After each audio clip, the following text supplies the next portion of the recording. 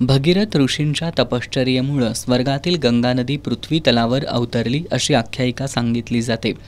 ज्या दिवशी गंगा नदी पृथ्वी तलावर अवतरली तो दिवस गंगा प्रकट दिन म्हणून साजरा करण्यात येतो।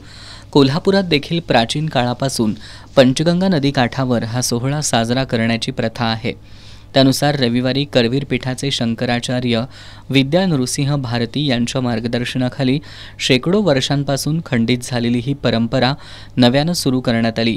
रविवारी सायंकाळी सूर्यास्ताच्या सुमाराला पंचगंगेच्या तीरावर होम हवन पूजा असे धार्मिक विधी परंपरेनुसार पार पडले।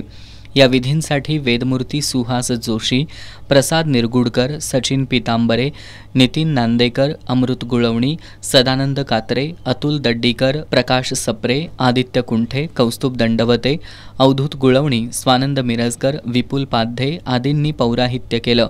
सायंकाळी मालोजीराजे छत्रपती यांच्या प्रमुख उपस्थितीत पंचगंगा नदीची विधिवत पूजा आणि महाआरती करून गंगा प्रकट दिन सोहळ्याची सांगता झाली।